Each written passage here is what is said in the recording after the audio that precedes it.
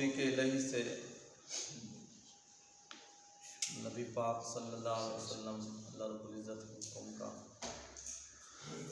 चर्चा होता रहा, जिसकी वजह से बंद किया था। फिर उसी की वजह अखबारात में ज़ोर पकड़ रही है, बल्कि इतने तक अब बताया जा रहा है कि आपकी जो लहर आएगी वो पिछली लहर से ज़्यादा सख्त होगी। बाहर के अल्लाह ताला के हाथ में सब कुछ है। दूसरी बात ये है कि अब ये भी एक प्रैक्टिकल हुआ कि जिस तरह हमने आपको कई महीनों पहले अर्ज़ किया था, हमारा तो ईमान और अक़ीदा है कि बुज़ुर्गों की सोहबत के बग़ैर, बुज़ुर्गों के ज़िक्र अस्कार और वाक़यात संगत के बग़ैर इंसान नामुकम्मल है। नामुकम्मल नहीं बल्कि इंसान बेहरा रवि का शिकार हो जाता है। तो जिसमें हमने मौलाना अशरफ अली थानवी साहब का हवाला दिया, हालांकि वो सुन्नी तो वैसे पीर परस्त हैं, तो उनका ये हुक्म था कि बंदा 3 चीज़ों में से एक चीज़ ज़रूर अपनाए, या तो फिर रोज़ाना घंटा आधा घंटा किसी साहिब नज़र के पास बैठा करे, यानी किसी वली के पास बैठा करे, ताकि उसके दिल की ट्यूनिंग होती रहे, मस्क से ख़यालात, शैतानी हमले, दुनियादारी, ताकि इससे वो साफ होता रहे। दूसरा ये था कि अगर किसी बुज़ुर्ग वली के पास नहीं बैठ सकता या कोई नहीं है उसके इर्द गिर्द या नहीं जा सकता, तो फिर ऐसी महफिल में ज़रूर बैठा करे जिसमें अल्लाह वालों के ज़िक्र अस्कार तज़किरे होते हैं। 5-4 जो दोस्त बैठे हैं, उनकी गुफ्तगू का सिर्फ मौजू क्या हो, अल्लाह ताला के वलियों के वाक़यात और करामात और कमालात, ताकि वो उसको सुनकर उसके दिल की जो है ना रूहानियत ताज़ा रहे और उसके दिल के ऊपर जो पर्दा है, गिरदो गुबार है, वो उतर जाए। अगर ये भी मुमकिन नहीं तो कम अज़ कम वो ऐसी किताब उठा ले जिसमें से इन हस्तियों के वाक़यात हो, नबियों पाकों के, औलिया किराम के वाक़यात हो, और रोज़ाना आधा घंटा मुन्ना घंटा कुछ वाक़यात पढ़े, ताकि उसकी रूहानियत, उसका ईमान, उसका यकीन पुख्ता भी रहे और रोशन और मुनव्वर भी रहे। तो यकीन माने जब हम लोगों की ये कैफियत हो गई थी, मकसद वही पोजीशन, ज़िक्र अस्कार भी वही हो रहे थे, अपना टाइमिंग ये वो सब कुछ, फिर भी एक जो कुदरती रूहानी सुकून होता है वो बहुत ख़त्म होने के बराबर हो गया था। तो फिर आप अंदाज़ा लगाएं, हमारा तो वाबस्तगी 24 घंटे दीन से, मस्जिद पाक से, किताबों से, चलो ये किताब ना तो दूसरी ना तो तीसरी।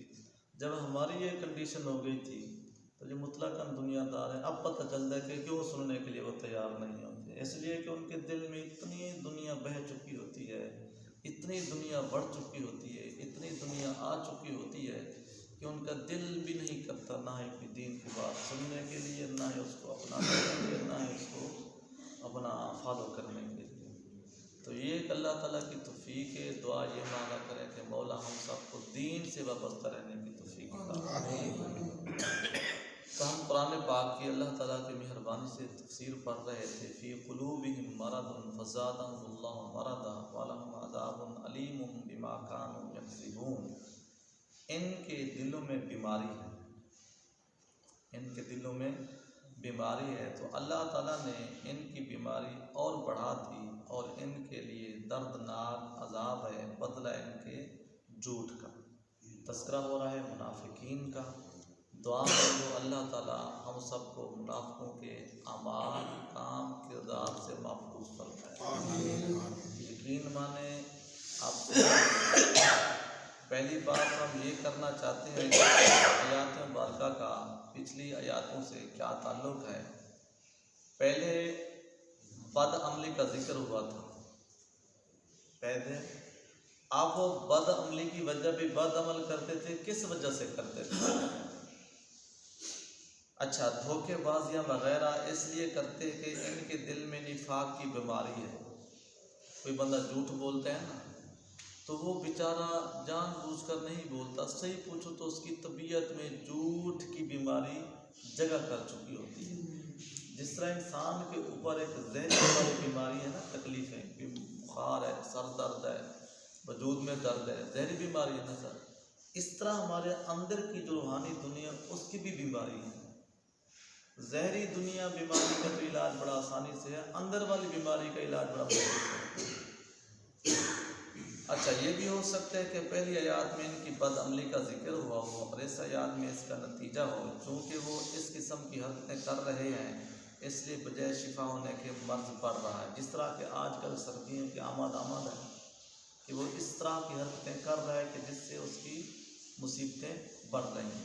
तो कोई बंदा सुबह सुबह उठ के ना पाँव में जूता हो ना सर पर कपड़ा हो, तो जानबूझकर ठंडे यख पानी में जो है ना नहाना शुरू कर दे, उससे वज़ू करना शुरू कर दे, तो इसका मतलब है वो जानबूझकर ऐसे काम कर रहा है जिसकी वजह से उसको बुखार हो जाए, तो उसका प्रॉब्लम मसला हो जाए।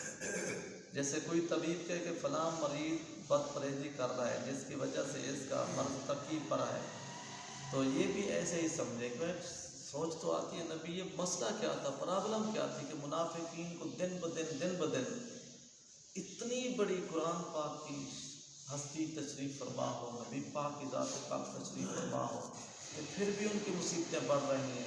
सिंपल सी मिसाल मुफ्ती साहब ने दी है कि एक मरीज़ है, ठीक है जनाब, डॉक्टर ने, हकीम साहब ने कहा कि तूने ये चीज़ें नहीं खानी, अगर खाएगा तो तेरी मुसीबत बढ़ेगी। तो इसका मतलब है वो बंदा जो जानबूझकर खा रहा है तो अपनी मुसीबत को खुद बढ़ा रहा है। जैसे शुगर वाला पेशेंट अगर जानबूझकर वो चीनी इस्तेमाल कर रहा है तो इसका मतलब है वो खुद जानबूझकर शुगर को बढ़ा रहा है। इनका भी ऐसे ही समझ में, पहले इनके अक़वाल व अमाल का जिक्र है और अब इनकी दिली हालत का। इसलिए बुजुर्ग फरमाते हैं जो दिल में चीज़ होती है वही मुँह पर आती है। पहले उनके किरदार, उनके बातें, अब उनकी दिली कैफियत बयान हो रही है कि वो क्यों इस तरह के काम करते थे। अच्छा, क्योंकि आपने देखा है बाज़ औक़ात बाहर का असर दिल पर पड़ता है, ठीक है जनाब। फॉर एग्जाम्पल आप कोई परेशान कुन बात देखते हैं या सुनते हैं, जब वहाँ वाक़े पर जाते हैं आंखों से देखते हैं ना, उसका रिएक्शन फ़ौरन दिल पर कैसे होता है कि आपकी तबीयत मग़मूम हो जाएगी, परेशान हो जाएगी, मायूस हो जाएगी, उदास हो जाएगी। यानी बाज़ औक़ात बाहर वाली चीज़ें देखकर दिल पर असर पड़ता है, बाज़ औक़ात दिल की पोजीशन कैफियत जो है ना वो बाहर वाली अंदर वाली कैफियत को ज़ाहिर करती है। फॉर एग्ज़ाम्पल किसी ने किसी को कोई धमकी दी है, दुश्मन की, लफ्ज़ थे ना वो जहाँ जगह दिल पर कर गए, दिल उसका मायूस उदास हुआ तो उसका चेहरे में मग़मूमी सी, उदासी सी, मायूसी सी। लोग पूछते हैं यार क्या मसला है, क्यों परेशान है, क्यों उदास है, जब कोई पैसे का लेन, मतलब बाज़ औक़ात बाहर वाली पोजीशन अंदर दिल पर असर करते हैं, बाज़ औक़ात दिल वाली पोजीशन बाहर असर करती है। तो अब ये इनके जो है ना मुनाफिकीन के बारे में। अच्छा, इसमें एक बात तो ये है कि जिसकी वजह से इसके तबी कामों में खलल पड़ जाए, जैसे बुखार जिस्म इंसानी कामों से रोक देता है, लेकिन मजालन इस नफसानी अवारज़ात को भी कह देते हैं कि जो नफ्स के कमालात को ख़त्म कर देता है। नफ्स कहते हैं हमारे वजूद को, हमारी जान को, हमारी शख्सियत को, हमारी तबीयत को। जैसे जहालत है, ये भी कैसे बिगाड़ देते हमारे अंदर को। सवाल पैदा हो रहा है ना, सर्दी तो लगेगी, बाहर को लगेगी ना, दिल को तो नहीं लगती सर्दी, अंदर वाले सिस्टम को तो नहीं लगती। अंदर वाले सिस्टम को कौन सी चीज़ें ख़राब कर देती हैं, अब वो सुने। एक है बद अकीदा, दूसरा है हसद, तीसरा है बुग़्ज़, चौथा है दुनिया की मोहब्बत, झूठ, जुल्म वगैरह के। इनकी वजह से नफ्स के कमालात ज़ाय हो जाते हैं, यानी इंसान की शख्सियत पर धब्बा पड़ जाता है, फिर कोई बंदा उससे बातचीत करने के लिए तैयार नहीं होता। और कभी ये ऐब कुफ़र तक भी पहुंचा देते हैं, हसद जो ना कभी कुफ़र तक भी पहुंचा देते हैं। फॉर एग्जाम्पल अल्लाह ताला माफ़ करे, नबी की ज़ात से हसद करना कुफ़र है, ठीक है जनाब, जो कि रूहानी मौत है। दिल की बीमारियाँ चंद किस्म की हैं, एक वो कि जिनका ताल्लुक़ अखलाक से, अखलाक इंसान का दिल अच्छा होता तो फिर इंसान अखलाकी बातें करता है ना, जैसे कि हसद, कीना वगैरह। दूसरा वो कि जिनका ताल्लुक़ अफ़आल से, जिसे कि बुरे इरादे, यहाँ पहली किस्म की बीमारी मुराद है, यानी कि जिसका ताल्लुक़ अखलाकियात से है, यानी इनके दिलों में बदअकीदगी और कुफ्र पहले से ही मौजूद है। ठीक है जनाब। अब दिन ब दिन में ज़्यादती हो रही है, और ये भी हो सकता है कि इन तीनों किस्मों की बीमारियाँ मुराद हों, यानी अखलाकी भी, अफ़आली भी, दिल की भी, और हकीकत में ऐसे ही है। अल्लाह ताला हमें अपने महबूबों के सदक़े से इस तरह की मुसीबतों से बचाए। हम पहले भी अपने दोस्तों को अर्ज़ करते रहते थे, सुबह शाम होती थी कि दुआ मांगो अल्लाह ताला इस तरह की मुसीबतों से महफूज फरमाए। यकीन माने बुग़्ज़, हसद, कीना, मुनाफ़क़त और बदअकीदगी, जुल्म, झूठ ऐसी चीज़ें हैं कि इंसान की हर चीज़ का कबाड़ा करके रख देते हैं। इंसान की शक्ल नहीं रहती, रूहानियत नहीं रहती, इंसान का सुकून नहीं रहता, शख्सियत नहीं रहती, पर्सनैलिटी नहीं रहती, इंसान का वक़ार नहीं रहता, यहाँ तक इंसान का मुआशरे में कोई वज़न नहीं रहता। लोग उसकी बात पर बिलीव, यकीन नहीं करते, लोग उसको एक्सेप्ट नहीं करते, लोग उसकी इज़्ज़त नहीं करते, यहाँ तक कि उसका रिस्क भी बंद हो जाता है। वो फिर बदहाली का शिकार होता है, तकदस्ती का शिकार होता है। यानी मुनाफिकीन के दिलों में बदअकीदगी, बदखुल्की, बदअमली तीनों चीज़ें मौजूद हैं, और इसमें ज़्यादती हो रही है उनके अपने ही करतूतों की वजह से। इसके बढ़ाने की चंद सूरतें कि बढ़ क्यों रही हैं। एक ये कि इन्हें इस्लाम को देख कर गम होता था, क्योंकि वो अंदर की तकलीफ थी ना, हसद, इसलिए अल्लाह और अल्लाह ताला ने इसकी इशाअत फरमा कर इनके गमों को बढ़ा दिया। यानी वो थोड़ा सा दीन आया, मिसाल के तौर पर 5 मसले पहले आए ना, तो उनका हसद बढ़ रहा था। अल्लाह ताला ने फरमाया अगर तुम्हारा बढ़ रहा है तो 2 मसले और आ गए, 7 मसले हो गए, 3 और आ गए, 10 हो गए। यानी इस्लाम दिन ब दिन तो बढ़ता रहा, उनकी हसद और बुग़्ज़ भी दिन ब दिन बढ़ता रहा, और इस तरह इनके दिल में बदअकीदगी और नबी पाक सल्लल्लाहु अलैहि वसल्लम की दुश्मनी थी। अल्लाह ताला ने इनके दिलों पर मोहर इस तरह लगा दी कि इनमें वाज़ व नसीहत असर ही ना करे। हम आपस में बैठे हैं, वही जिस तरह हम बातें करते हैं कि हमारा बाबा कलमा तो पढ़ते हैं, लेकिन हमारे काम जो है ना वो मुसलमानों वाले नहीं। अब इन्हीं बात पर हम अगर गौर करें तो जिस तरह के वाज़ व नसीहत असर न करे या न करती थी, अगर ये आजकल की पोजीशन मुसलमानों में देख लें तो फिर हम क्या कह सकते हैं। बस यही कहेंगे कि बाबा ज़बान वाले मुमकिन है मुसलमान हैं, बाकी करतूतों वाले हमारे करतूत मुनाफिकीन वाले हैं, हमारे अमाल कुफ्र वाले हैं। तो मुनाफिकीन के दिल पर तो यही असर होता था ना किसी की बात असर करती थी, ना किसी का जुमला असर करता था। मौलवी तो उलमा तो बड़ी बड़ी दूर की बात है, जब नबी की ज़ात की उस पर असर नहीं होता था तो फिर अल्लाह ताला माफ़ करे सब। या इस तरह के जिस कदर शरीआ काम बढ़ाए इनका इनकार भी बढ़ा। जब तक 10 आकाम है तो वो 10 के मुनकर रहे, और 5 और आ जाने पर 15 के मुनकर हो गए। इस तरह इनका सिलसिला चलता रहा। या इस तरह भी पहले समझ लें, पहले फ़कत इबादत आई थी, वही इन पर भारी थी। जब सज़ाएँ और जिहाद आ गए तो और इन पर मुसीबत टूट पड़ी। ठीक है ना।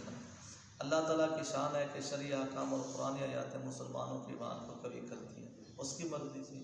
मुनाफिकीन पर दिन ब दिन मसाइल आते थे, उन पर बोझ बन रहा था, और मुसलमानों पर जो जो अहकाम नाज़िल हो रहे थे तो वो कभी बनते जा रहे हैं, मजबूत बनते जा रहे हैं।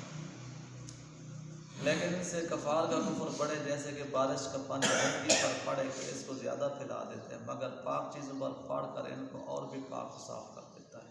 यही बात यहाँ पर है कि या इस तरह के जब वो खुले काफिर थे तो इनमें बहादुरी थी, मगर इस्लाम के दबदबे और शौकत को देख कर इनमें बुज़दिली पैदा हो गई।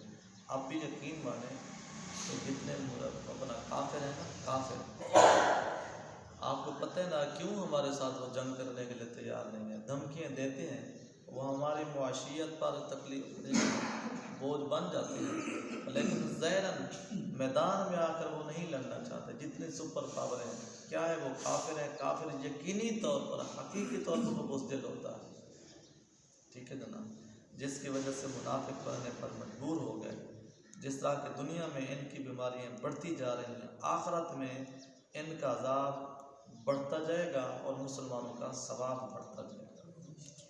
तो लिहाजा क्योंकि ये कुरान पाक की तफसीर है, 2 लफ्ज़ों में तो कोई बंदा इसको मुकम्मल नहीं कर सकता। इंशाअल्लाह इसकी मज़ीद कुछ कल पढ़ेंगे। अल्लाह ताला हम सबको नबी पाक सल्लल्लाहु अलैहि वसल्लम के सदक़े से सही मने कुरान पाक का अमल